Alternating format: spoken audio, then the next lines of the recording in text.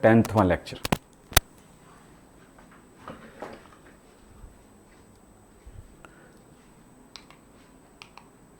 ठीक सर, इसको दिखा दिखा के बोर कर डाले हैं, नहीं लगता होगा ना? लेकिन आपको पता है कि इसके बगैर हम कुछ नहीं कर सकते हैं।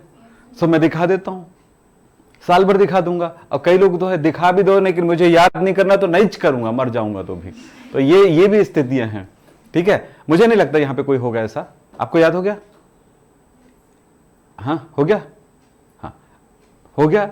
कॉन्फिडेंस से बोलिए। कौन सा बचा है? कौन सा बचा बता ना, कौन सा बचा है? कौन सा बचा है? बोल जल्दी, कौन सा बताना? एदे वाला या एदे वाला, कौन सा वाला बोलना? कौन सा वाला बचा है? ये वाला आयोडीन 53 127। बोल बोलना, आयोडीन 53 127 बोलना। अरे इतने प्यार से पढ़ाने वाले टीचर नहीं मिले, खुन्नस मिलेंगे। पता नहीं इतना गुस्सा कहां से आता है, क्यों रहता है, नहीं किस लिए गुस्सा रहता है, ये मेरे को समझ में नहीं आता है। एक तो खुद नहीं पढ़ पाए, बच्चा नहीं पढ़ पा रहा है तो उसके ऊपर गुस्सा है ना। याद रखना बेटा, वो एक चीज सुने हो आप लोग, सागर जितना गहरा हो उतना ही शांत होता है। यानी कि ज्ञान जितना गहरा होता है उतना ही शांत होता है। यानी ज्ञानी जितना ज्ञानी होता है उतना ही शांत होता है। ठीक है, मैं थोड़ा अशांत हूं, मतलब थोड़े कम ज्ञान है मेरे पास, लेकिन वो लोग जो अशांत हैं पूरी तरह से ज्ञानी नहीं है। आप समझ में आई बातें? तो याद रखना। ये आगे चलें। और कौन सा नहीं है याद? हाँ हो गया, देखे मैं बोला ना, हो गया ना, हो गया। चल आगे चलते हैं। हमने कल आपको बताया था, क्या याद होना चाहिए, मैं लिख देता हूं फिर से। हमने बताया था अणु सूत्र बराबर मूलानुपाती सूत्र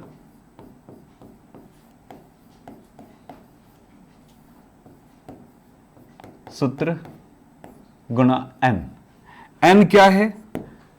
n एक गुणांक है, ठीक है, मूलानुपाती गुणांक जिसको बोल सकते हैं। ठीक है, n है मूलानुपाती गुणांक। मैं इसको कट कर देता हूं यहां। कुछ लोग और कुछ नाम देते होंगे, मैं मूलानुपाती गुणांक बोलता हूं। यानी एक नंबर है मूलानुपाती गुणांक, मतलब ये नंबर। ये कहां से प्राप्त होगा? n इज इक्वल टू अणुभार बटा मूलानुपाती सूत्रभार से।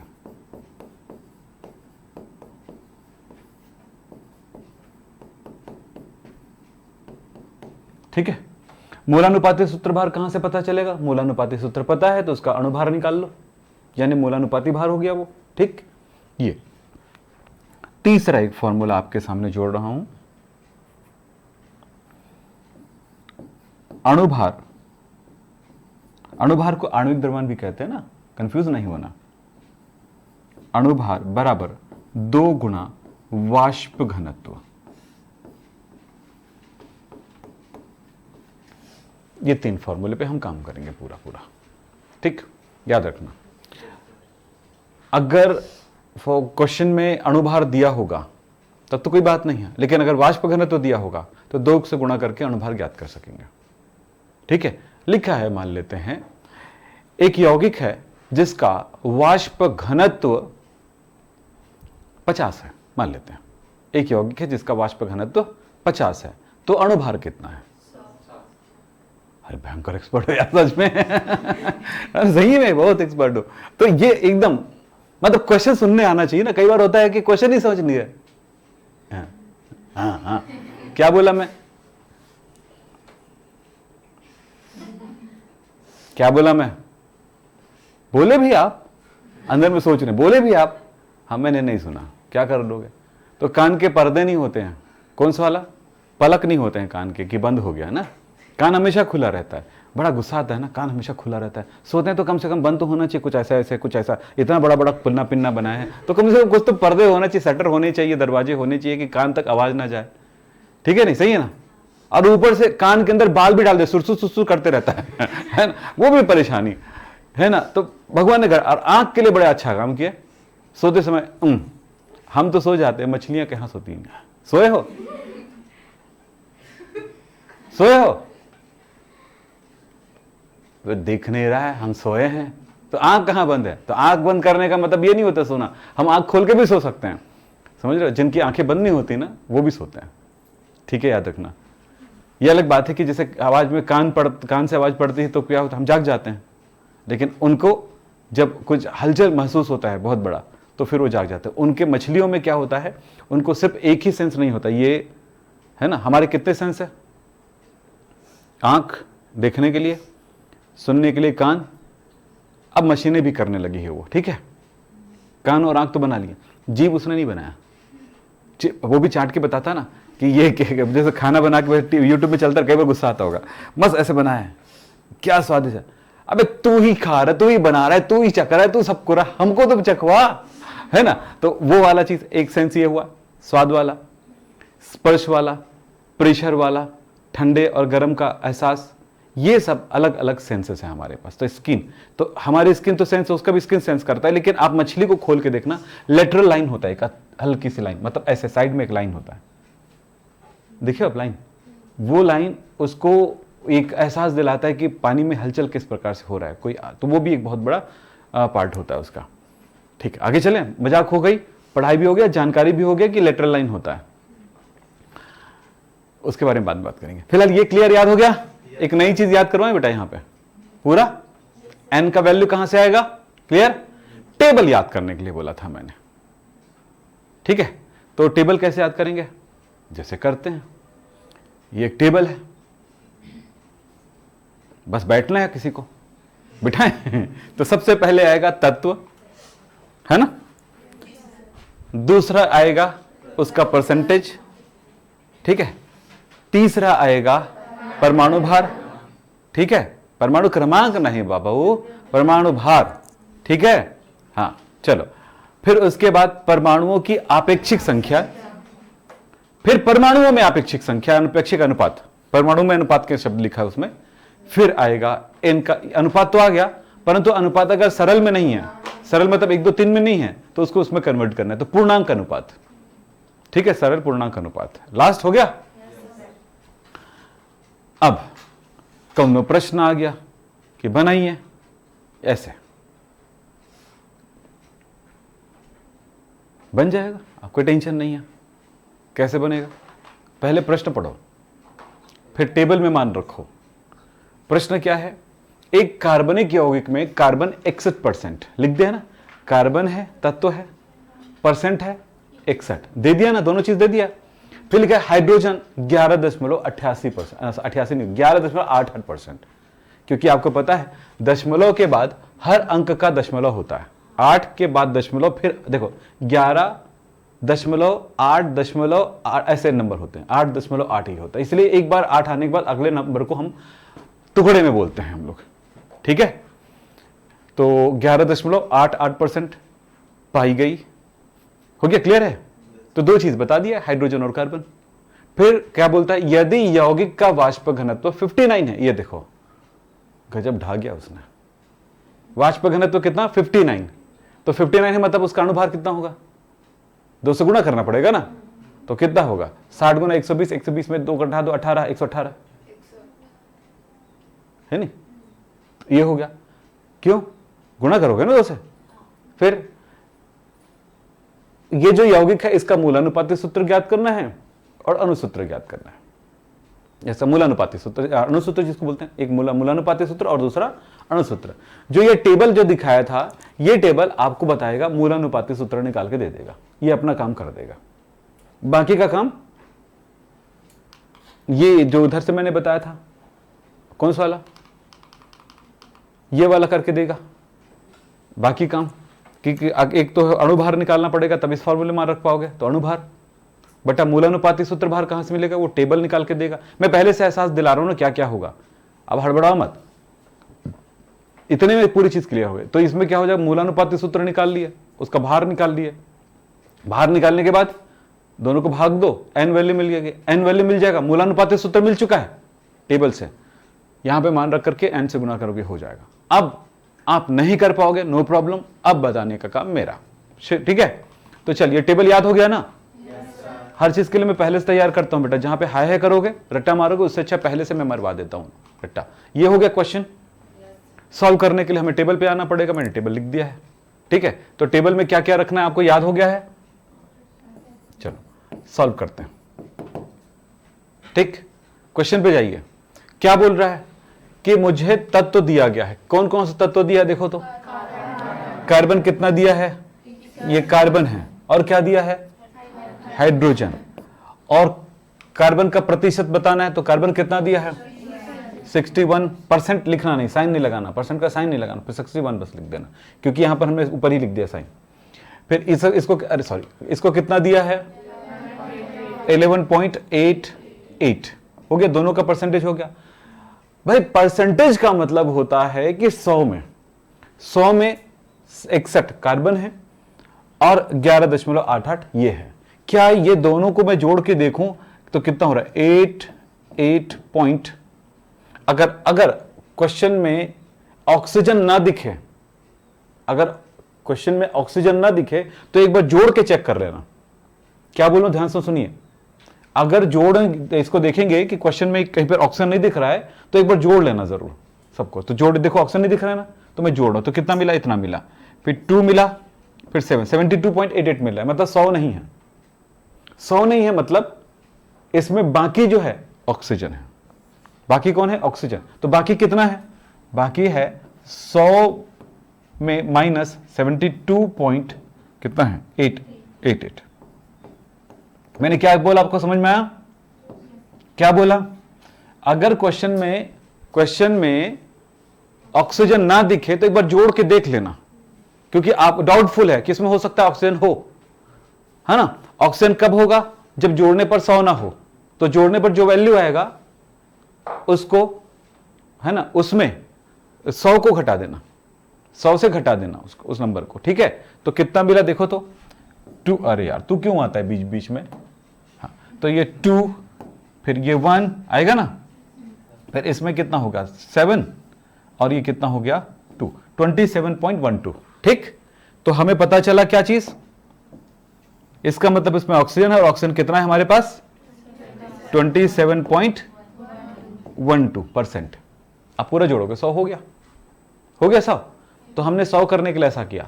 अगर ऑक्सीजन नहीं दिखे और ऑक्सीजन भी है, जोड़ने के बाद भी 100 नहीं हो रहा है, 100 मतलब 99 भी हो जाता तो चलेगा, 99.99 भी होगा तो चलेगा, 99.98 भी होगा तो चलेगा, वो 100 ही माना जाएगा। ठीक है, लेकिन बहुत कम है, जैसे 90 आ गया, तब बोलना भाई गड़बड़ है, नहीं कर सकते क्वेश्चन। बना दोगे अलग बात है, पर वो क्वेश्चन सही नहीं है। समझ में आई? चलो, ऐसा होता भी है, एक आध जगह पर प्रिंटिंग मिस्टेक हो जाते हैं, तो अलग बात है उसमें। ये करने के बाद अगला काम क्या करें हम? ये करने के बाद परमाणु द्रव्यमान किसका? कार्बन का कितना?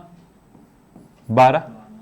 हाइड्रोजन का, ये तो तुमको याद रहना चाहिए, तभी तो याद करवा रहा हूं। उधर क्या सोचते हो? इधर देगा क्वेश्चन में, दे दिया तो थैंक यू बोल देना, नहीं दिया तो बल्ले बल्ले, क्योंकि हम होशियार हैं। हमेशा याद रखना बेटा, मैं हर बार बोलता हूं, ये शायद आज भी बोलूंगा ये बात। भगवान से दुआ करना कि प्रश्न कठिन है, समझ रहे हो, ताकि तुम अपने आप को प्रदर्शित कर सको, दिखा सको, दूसरों से अलग बता सको।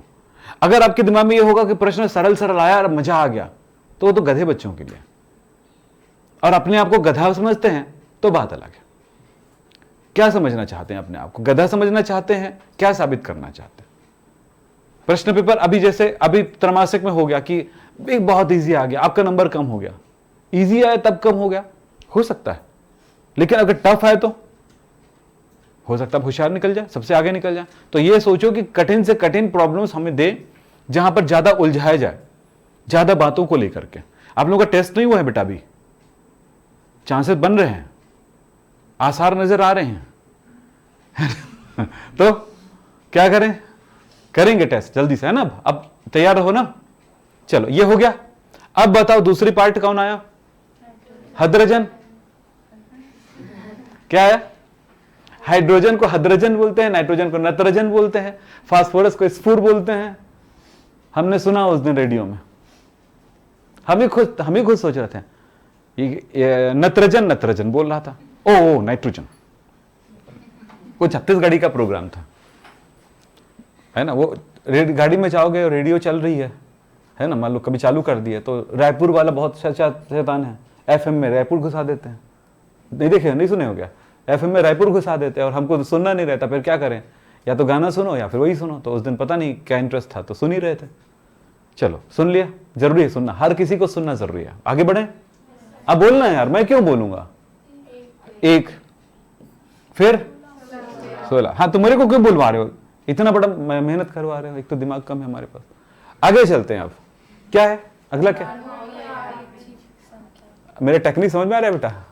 ले लो, परमाणुओं में अपेक्षित संख्या। टेक्निक समझ में आ रहा है? नहीं तो परमाणु में अपेक्षित संख्या का मतलब होता है प्रतिशत बटा परमाणु द्रव्यमान, यानी कि परमाणु भार। ठीक, तो 61/12 11.88/1 और ये कितना 27/16। ठीक है, मैं कैलकुलेट कर देता हूं। ठीक है, मेरा कहाँ है गुरुजी? हाँ, नहीं तो कर देते ना, वो तो वैसे दिख रहा है 12 पंचे 60 है नहीं, तो 5 बच जाएगा और क्या। तो एकदम एक्यूरेट निकाल रहा हूं ना, तो ये आ रहा है 5.08। ठीक, और यहां पर तो दिख ही रहा है कितना आएगा 11.88। हर एक नंबर एक से भाग ही होता है हमेशा, नेचुरली वो एक से भाग में है, वो है ना, एक से गुणा में है नेचुरली। ठीक है नहीं? हाँ, ये कितना आएगा देखो तो 27.12 ना, ये आ रहा 1.69। कितना बोला? 1.69 ये आया। हो गया ये क्लियर? तो यहां पे ये इतना तो क्वेश्चन है आपका, है ना, इतना तो अब यहां पे शुरुआत हो जाती है। तो करना क्या पता चल गया, प्रतिशत बटा परमाणु भार। ओके, ये इसका मतलब परमाणुओं की क्या लिखा है, परमाणुओं की आपेक्षिक संख्या, मतलब परमाणु में कितनी है एक दूसरे की तुलना में, कितने परमाणु एक दूसरे की तुलना में। ये 5 देखो, ये बोला इसके 1.69 परमाणु में, अब 1.6 परमाणु तो हो ही नहीं सकता, आदमी बोलूंगा 1.69 पर आदमी आया था मेरे घर, एक तो ठीक है, बाकी दूसरा कैसा होगा, है ना। तो इतने आदमी, है ना, या मैं बोलूंगा 11.88 लोग आए थे, 11 तो ठीक है, 11 आदमी, और 0.88 का मतलब क्या, वो आदमी किधर किधर के खाए गायब होगा, कहां से, है ना, यही मतलब हुआ है ना, दशमलव में भी लोग होते हैं ना। चलो ठीक, चलो आगे चलते, हो गया, तो बात समझ में आ गई। तो यहां पर परमाणु में कभी दशमलव में नहीं हो सकता है, ठीक है, फिर भी कैलकुलेशन में ये वैल्यू आ रही है। अब इसको परसेंटेज में, इसको ये हो गया, तो इसका क्या, परमाणुओं की आपेक्षिक संख्या हो, इतने में इतना, पर हम तुलना करेंगे यहां पे परमाणुओं का अनुपात। तो परमाणुओं का अनुपात क्या होगा, अनुपात क्या होगा, एक के दूसरे में तुलना करो तो इसमें से सबसे छोटा अंक ढूंढ लो पहले तो सबको मैं यहां पर लिख लेता हूं। 5.08, इसमें कितना है 11.88, इसमें क्या है 1.69, इसमें से सबसे छोटा कौन सा है, तो 1.69 से सबको भाग देता हूं।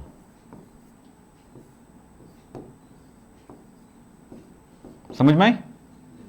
तो ये वैल्यू तो अभी भी पता चल गया, एक है, तो कोई एक आएगा, ये 100% श्योर है। बाकी सब कितना आएगा हम चेक कर लेते हैं, ठीक है। तो कितना था पहला वाला 5.08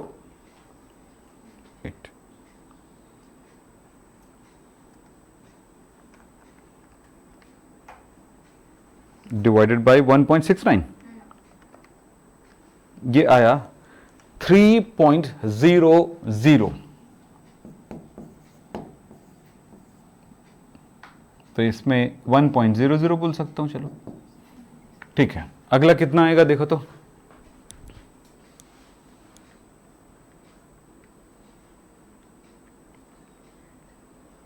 7.02,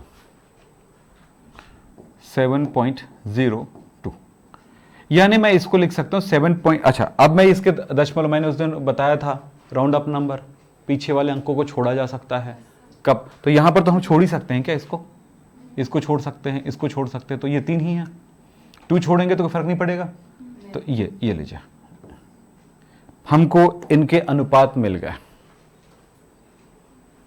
एक परमाणु ऑक्सीजन का, 7 परमाणु हाइड्रोजन का, कार्बन 3 परमाणु, ठीक है। अब इसका और सरल अनुपात करने की जरूरत नहीं पड़ रही, यहीं पे सरल हो गया ये, ठीक है। तो कितना हुआ अनुपात, ये हुआ 3, 7 और 1, ये सरल अनुपात, इसी को फिर से लिखा है, पूर्णांक अनुपात में आ गया ना, इसमें दशमलव में आ गया था, दशमलव को हमने लिखना है तो लिख सकते थे, उसी चीज को हमने उस तरफ थोड़ा साफ सुथरा लिखा है, ठीक है। तो हो गया क्लियर, अतः मूलानुपाती सूत्र हमें मिल गया,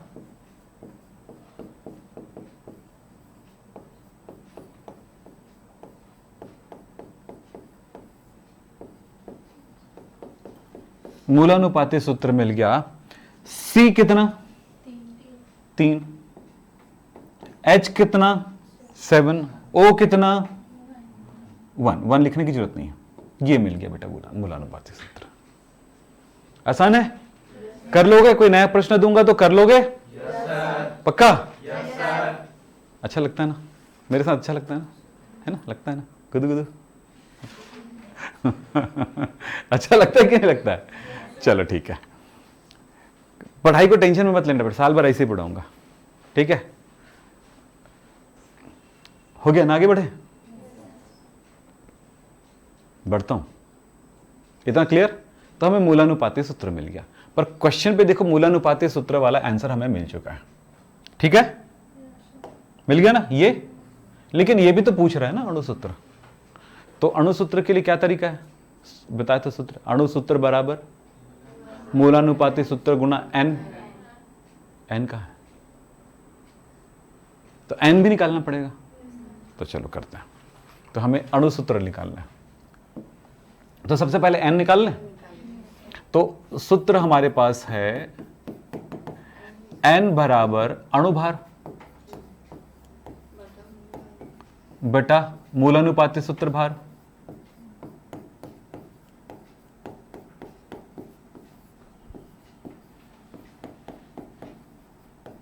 अब हमारे पास प्रॉब्लम क्रिएट हो रहा है, अणुभार नहीं पता हमें, मूलानुपाती सूत्र भार नहीं पता हमें, तो एक एक करके ज्ञात करें। तो चलिए पहले अणुभार ज्ञात करते हैं, तो एक सूत्र नंबर 1 हो गया, सूत्र नंबर 2, सूत्र नंबर 2 में हम क्या करते हैं, क्या ज्ञात कर लें, अणुभार ज्ञात कर लेते हैं।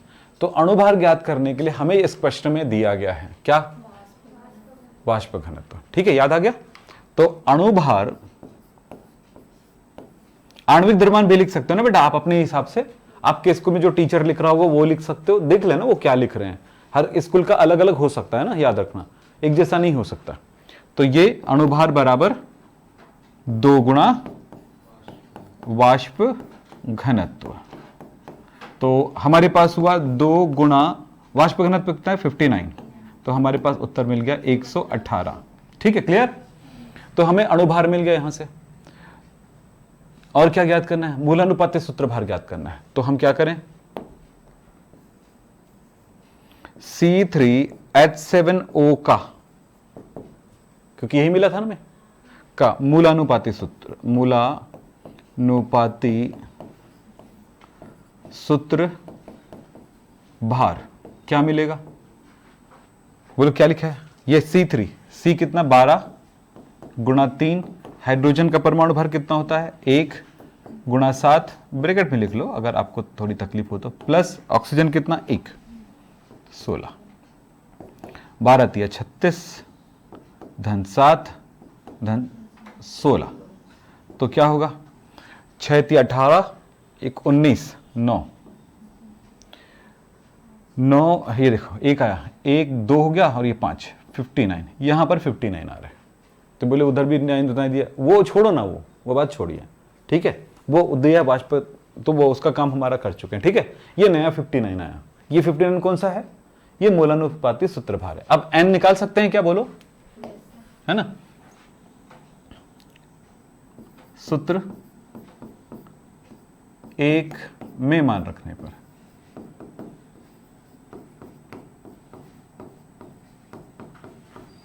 कैसे रखें, n इज इक्वल टू अणुभार कितना आया 118 आया ना, बोलो ना। और मूलानुपाती सूत्र कितना है 59, यानी कि वैल्यू कितना है 2 आ गया ना। अब हमारा काम फिर से शुरू होगा, क्या वाला सूत्र हमारा कौन सा आएगा, तीसरा सूत्र क्या है हमारा, हाँ अणु सूत्र निकालना है बेटा। अणु सूत्र बराबर मूलानुपाती सूत्र इनटू n। तो भाई हम मान रखते हैं, चलिए। अणु सूत्र बराबर मूलानुपाती सूत्र C3H7O इंटू 2, n की वैल्यू 2, यानी कि इस सूत्र को 2 से गुणा कर रहे हैं।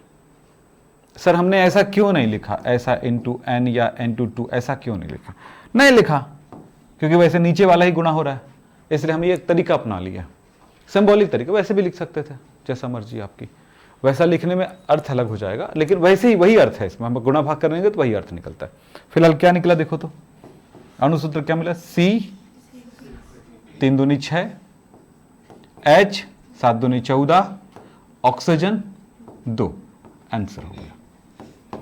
बताओ कोई कठिनाई है कहीं पर भी है, हाँ। तो ये क्यों आसान लगा पता है, कल हमने जो क्लास लिया था वो उसको इफेक्टिव बनाया था।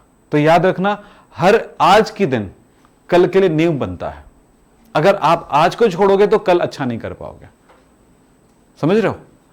हम YouTube पे जब क्लास लेते हैं तो हम वहां पर ये सोचते हैं उसी दिन उसी चीज को निपटा दिया जाए ताकि बच्चों को कोई तकलीफ ना हो, लेकिन फिर भी हम जानते हैं कि हमें बहुत बड़ी परेशानी होती है अगर कोई बच्चा नया आ रहा हो तो, ठीक है। हर वो नया आने वाला बच्चा या तो YouTube पे एक प्रॉब्लम यही क्रिएट होता है कि पढ़ाते बहुत अच्छा है बेटा, जाके चेक कर लो, अगर लाइन से पढ़ोगे ना तो हर चीज मिलेगा। अगर किसी ने पढ़े हो, हाँ, और कोई पढ़ा है, वो इससे बेहतर कुछ नहीं है। आपको यहां तक आने की जरूरत भी नहीं है, फ्री में सब कुछ अवेलेबल है घर में बैठे बैठे, लेकिन करते नहीं है ना। बोलते हैं ना, रास्ते में अगर हीरा पड़ा भी होगा ना तो लोग ऐसे लात मार के निकल जाएंगे। फ्री की चीज हम लोग तो जो इस साल आप लोगों को ऑफलाइन की क्लास लेते समय हमने बोला कि फ्री में पढ़ाएंगे, एकदम पूरा फ्री में। तो हमने देखा, कैलकुलेशन किए तो पता चला कि 1600 रुपये से 2600 रुपये हम एक एक बच्चे के पीछे हमें खर्चा होगा, समझ रहे हो। अगर 100 बच्चे आए तो, अगर 200 बच्चे आए तो वो खर्चा हर एक बच्चे के पीछे हमारा जाएगा, वो 8 रुपये से लेकर के 1600 रुपये तक खर्चा होगा, समझ रहे हो। तो जैसे जैसे बच्चे आएंगे तो इस तरह से हमारे खर्चे होंगे, लेकिन कम बच्चे आए तो सीधा सीधा 1 लाख, एक बच्चे के पीछे 1 लाख, 1.25 लाख, 1.5 लाख रुपए खर्चा होगा हमारा इस क्लास को चलाने में, समझ रहे हो ना। मिनिमम बता रहा हूं ना बेटा, मिनिमम बता रहा हूं, अन्यथा मैं बता दूं हर महीना इस इंस्टीट्यूट का खर्चा मेरे को छोड़ करके, मेरी सैलरी वगैरह को छोड़ करके, मेरी कमाई को छोड़ करके इस इंस्टीट्यूट का खर्चा हर महीना 2.5 लाख रुपया है। 15 से 20 हजार रुपये बिजली बिल आते हैं, मैं बता देता हूं आपको, पहले सोच लो आप, ठीक है। तो ये बात आपको भी एहसास होना चाहिए कि आप जहां जा रहे हैं वहां के खर्चे। अच्छा, दूसरी बात है, इनकम टैक्स वाले तुमसे नहीं कमा रहे, फिर भी हमारे यहाँ हम लोग इनकम टैक्स पटाते हैं, इंस्टीट्यूशन टैक्स पटाते हैं, हमारे यहाँ के सारी चीज़ें लीगल है, लीगल कागजात हैं। उतई में कोई भी नहीं है जो लीगल कोचिंग है, इलीगल कोचिंग है सारे, समझ रहे हो। अगर स्कूल का कोई टीचर होगा वो पढ़ा रहा होगा तो वो तो पूरी तरह इलीगल है, आप जानते हो इस चीज़ को, ठीक है। और अगर किसी स्कूल का टीचर नहीं है, अगर वो पढ़ा रहा होगा तो उन्होंने क्या परमिशन लिया है गवर्नमेंट से, ये भी बात होती है। तो सब कुछ याद रखना, ये लीगल है। और यहां तक कि कोई भी इंस्टीट्यूट होगा आपको उतई में जो कोचिंग सेंटर चला होगा, उसका बिजली भी कमर्शियल नहीं होगा, मेरा कमर्शियल बिल है। तो बहुत सारी बात बता रहा हूं, ध्यान रखना, मजाक में नहीं पढ़ रहे हो, फ्री में नहीं आ रहे हो, ठीक है। तो हमने सोचा कि अगर बिल्कुल फ्री में बुला लें बच्चों को तो क्या होगा पता है, उसको मतलब नहीं समझ में आएगा। यूट्यूब तो दे ही रहे हैं फ्री में, फिर भी उसका मतलब लोगों को समझ में नहीं आ रहा है। तो यार याद रखे, फ्री में हमेशा रास्ते में फेंक देते हैं। ये बच्ची आई थी हमारे पास एक दिन कि सर हमारा फीस वैसा वापस करो। मैंने सीधा बोला स्ट्रिक्टली पढ़ो बेटा, आप दूसरों से बेहतर करोगे। बोला था ना बेटा, आपको याद है? तो ये क्यों बोला था मैंने? इसीलिए बोला था कि यहाँ पर, हाँ नहीं बता रहा हूँ मैं आपको भाई, इसे बुरा नहीं मानना चाहिए किसी चीज़। इस चीज़ को ध्यान रखो कि जो मेरे से लेके जाओगे वो आपके काम आएगा लाइफ में। इतना काम आएगा कि आप खुद ही सोचोगे यार मैंने एक समय, ये याद रहेगा मेरा क्लास जिंदगी भर। ठीक है, ओके, चलो हो गया बेटा, हो गया, बना लोगे आप? तो इसीलिए ध्यान रखना, पूरा मेहनत कर लो। क्या क्या हुआ क्लियर है? कैसे कैसे बनाए क्लियर है? नोट बिना देखे करोगे? अभी नोट करना। तो मैं एक क्वेश्चन तो बनाओगे कि अभी नोट करोगे? पहले बोलो, दोनों में से एक काम करना पड़ेगा। पहले लिखोगे कि बनाओगे? तो एक काम करो, बिना देखे बनाओ ना क्वेश्चन। अभी इसको तो मिटा नहीं सकता, मिटाऊंगा तो जाते रहेगा ये, भगवान भरोसे हो जाएगा। बिना देखे बनाओगे? मैं क्वेश्चन बाहर निकाल देता हूं। हाँ चल, कैलकुलेशन में दिक्कत क्या? करोगे ना? यहां पे क्या था, 12 कम 12, 12 पंचे 60 हो तो क्या? ठीक है, और ये कितने से गुणा का, ये तो हो ही गया। और इसमें 16 बट्टा ये होगा तो कितने बार जाएगा ये भी पता चल जाएगा, है ना? 16 दूनी कितना, 16 दूनी 32 होगा तो 16 में जाएगा, फिर वो हो जाता है, बहुत बड़ा नहीं। ये इस कैलकुलेशन को तो आपको करना है ना बेटा, ये तो आपकी मैथ्स है। चलो करो आप बात, चलो जैसे जैसे बिना देखे करो, लिख सकते हो जो भी करना है, क्योंकि नया क्वेश्चन दूंगा। कि नए क्वेश्चन में एक बार प्रयास करें, हाँ करेंगे, पूरा याद आ जाएगा। फिर घर में तो लिखना है, टाइम यहाँ क्यों बर्बाद करना। विक्रम सर जब बैठे हैं, है ना, हमेशा याद रखना बेटा कि टीचर का जो समय होता है ना, एक्चुअली आपका समय होता है वो, ठीक है ना, आपका समय होता है, मेरा नहीं होता है। और उस समय को बढ़िया बना। अब यहाँ तक पता चला ना कैसे कैसे बनाए, बाद में घर में तो लिखे होगे, उसके बाद बहुत सारा होमवर्क, यो यो यो यो बहुत सारा होमवर्क आएगा। चलो बनाओ, चल।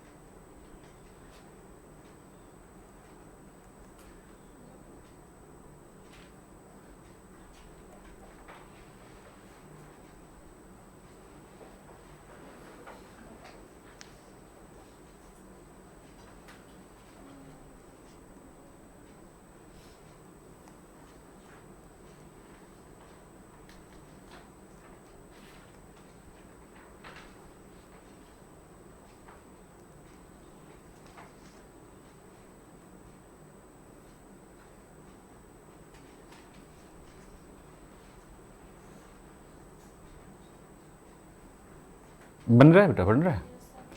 टेबल में ही तो काम करना है ना। गुणा भाग में गड़बड़ है तो बता देना मेरे को, ठीक है।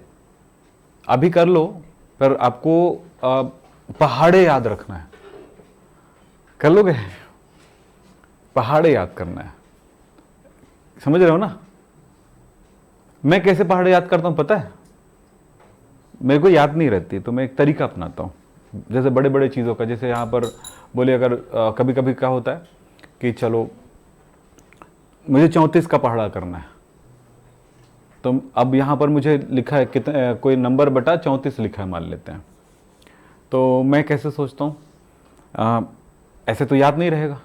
तो 34 एक कम 34, 34 दूनी कितना होगा, तो कितना होगा, तो इधर 4 का 8 हो गया और ये 3 का 6 हो गया, तो क्या 68 होगा। ऐसे करके मैं लाइन से पहले फटाफट लिख देता हूँ, तो कितने बार में कटेगा ये लगभग लगभग पता चल जाता है। या 34 का याद नहीं हुआ है तो मैं क्या कर दूंगा, 30 के साथ कर लूँगा। अब ये आसान हो गया। अब 30 आसान नहीं लग रहा है तो 3 तो आसान है समझ में आ रही बात है, तो 3 में काम कर लूँगा। अब फिर 3 में काम करने के बाद मुझे एक्यूरेट कुछ उधर आसपास का कुछ मिलता है तो फिर उस नंबर के साथ 34 को गुणा कर दूंगा, समझ रहे हो। और 34 को जैसे गुणा करूंगा उस नंबर से, तो या तो उस नंबर से पार होगा या फिर नीचे कम होगा। तो कम होगा तो चल जाएगा, और अगर पार हो गया तो एक नंबर कम करके फिर से 34 को गुणा कर दूंगा। टाइम नहीं भी लगता, एकदम फटाफट हो जाता है। फिर उसके बाद पूरा का पूरा नंबरिंग हो जाती है। ये होता है, कोई भी नंबर का ऐसे कर लेते हैं। जैसे यहाँ पर 16 था, कितने बटा 16 था, तो अगर 16 का याद भी नहीं हो रहा है तो 15 का तो याद है, तो 15 से रिलेट करके फिर उसके बाद जिस नंबर को बता रहा है ना उस नंबर से 16 को गुणा कर देता हूँ, ठीक है। फिर पता चलता है कि उसके आसपास आया, यानी ठीक है, ओके, ऐसे है।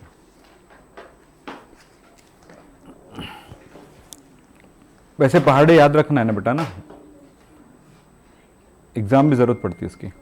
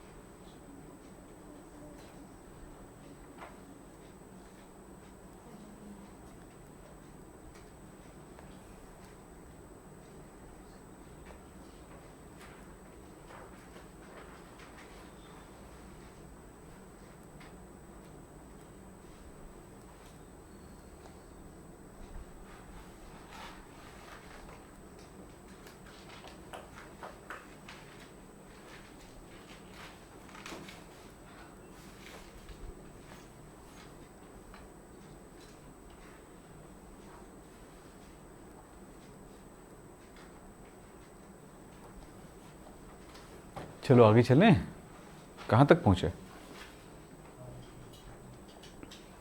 बन रहा है। ऑक्सीजन है कि आपको निकालना पड़ा यहाँ पे? हाँ है, इसमें ऑक्सीजन है कि निकालना पड़ा? नहीं है। क्या लिखा है? यौगिक, ये प्रश्न है। ए एक कार्बनिक यौगिक, कार्बन और ऑक्सीजन है। अच्छा, 2 तत्व दिए गए, 2 में काम करना है, यहाँ पर 3 नहीं है। तो एक कार्बन दिया है तो ऑक्सीजन, कार्बन कितना लिखा है? कार्बन 50%, तो ऑक्सीजन भी 50%। तो आसान हो गया, तो और ज़्यादा आसान हो गया, ठीक है नहीं। और उस यौगिक का अणुभार निकालना है। अच्छा, अणुभार क्या होगा पूछा है ना, चलो ठीक है। अणुभार तो दिया है बेटा, अणुसूत्र लिखो, गलत लिखा है। अणुसूत्र क्या होगा, ठीक है, अणुसूत्र होगा, क्योंकि वो अणुभार तो ऊपर दिया है ना, ठीक है। लास्ट में नहीं बेटा जी, कहाँ हो तुम लोग? ये यहां पे अणुसूत्र क्या होगा, ये क्वेश्चन है, ठीक है। अणुभार तो ऊपर दिया है ना। चलो टाइम मत लगाओ ना, टाइम हो गया तो मैं कर दूं फटाफट, फिर आप लोगों को तो होमवर्क मिलेगा ही मिलेगा, ठीक। मैं कर देता हूं, चलो ये लास्ट करता हूं, फिर उसके बाद आप लोग करना। तो पहले तो ये, ठीक। फिर क्या तत्व कितना? कार्बन, कार्बन और सिर्फ ऑक्सीजन होगा, नहीं और कुछ नहीं है। तो कार्बन कितना? 50%, और ये भी 50%। 50 ही होगा ना दोनों का। इसका कार्बन का 12, ऑक्सीजन का 16। फिर क्या करेंगे, यहाँ पर परमाणु की अपेक्षित संख्या क्या होगी, 50/12 और 50/16।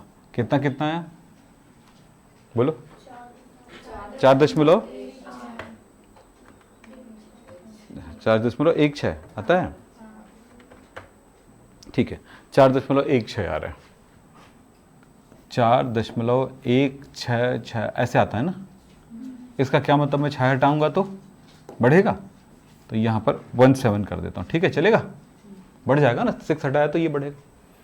चलो यहाँ पर आते हैं, 50/16 कितना हुआ बताओ तो, कितना निकाले, हाँ 3.125 है ना, तो 3.12 ही लिख सकते हैं, ठीक। फिर क्या करेंगे, इनमें अनुपात, परमाणु में अनुपात, तो 4.1/3.12 और 3.12/3.12, क्योंकि आपको पता है ना, आपको छोटे से भाग देना है। तो यहाँ पे तो आ गया हमारा कितना वैल्यू, 1, ऊपर वाला फिर देख लेते हैं, 4.17 बटा कितना, 3.12 ना, यह है 1.33। अब ये सोचो, ये जो नंबर है ना, इसको मैं यहां पर अगला क्या करना है, सरल अनुपात करना है। हमें यहां पे करना होगा, यहां पर ध्यान देना, थोड़ी सी नंबर पे ध्यान देना, कि मैं इस नंबर को कितने से गुणा करूं कि कोई पूर्णांक नंबर ले आए। जैसे यहां पर 0.33 है, तो इसको देखने से ऐसा पता चलता है कि 1/3 करने पर कितना होता है, 3.33 होगा ना। तो यहां पे मैं अगर 3 से गुणा करूंगा तो मुझे क्या वैल्यू मिलेगी, देखो तो 1.33 को 3 से गुणा करूंगा तो मुझे क्या मिलेगा, 3×3 = 9, 9.3, मतलब 4 के बराबर। मतलब कोई नंबर आना चाहिए, पूर्णांक नंबर, ठीक है, तो उससे गुणा करना पड़ सकता है आपको, तो उसके बाद ही मिलेगा। कभी कभी क्या डायरेक्ट मिल जाता है, कभी कभी ना मिला, तो इसलिए क्वेश्चन मैंने दिया था थोड़ा सा अलग। तो यहां पर क्या मिला, ये 3 से गुणा करने पर कितना मिला है, 4 मिल रहा है, ठीक है, और ये भी 3 से गुणा होगा ना बराबर, ऐसा थोड़ी एक ही गुणा होगा, दोनों गुणा होगा, फिर ये वैल्यू मिला। चलो क्लियर, यहां पे क्यों ऐसा हुआ पता चला, मैंने गुणा क्यों किया पता चला ना। हाँ, तो वो चीज, ये छोटी सी बात है, कोई बड़ी चीज नहीं है, आपने मैथमेटिक्स में कई बार किए होंगे। चलो ये हो गया, फिर क्या करने बेटा, हमें मूलानुपाती सूत्र मिल गया।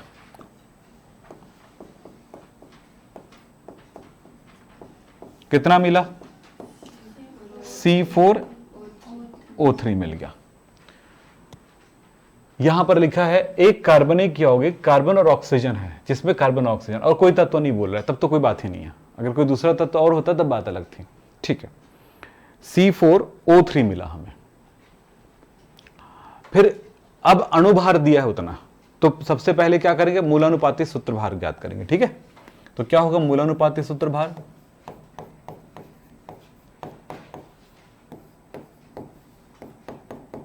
बोलो मूलानुपाती सूत्र भार क्या होगा, C4O कितना 3 था ना, तो 12×4 और ऑक्सीजन 16×3, 12 चौक 48 और 16×3 48, 8 दूनी 16 और ये है 9, ठीक है, 96 ये आया। N की वैल्यू क्या होगा, अणुभार बटा मूलानुपाती सूत्र भार।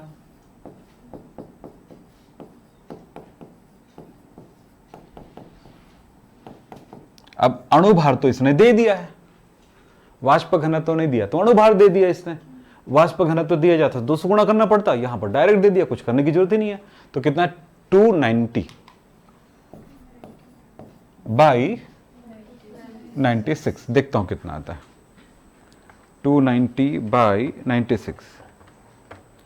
इसमें वैल्यू आया 3, इसकी वैल्यू आया 3, ठीक है। अब अणुसूत्र क्या होगा बताओ,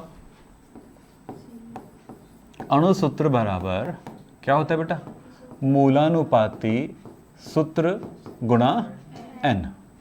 तो अणुसूत्र क्या हो गया, हाँ, मूलानुपाती सूत्र बता। 96 मूलानुपाती सूत्र है बेटा, सूत्र है, नंबर नहीं है वो, है ना।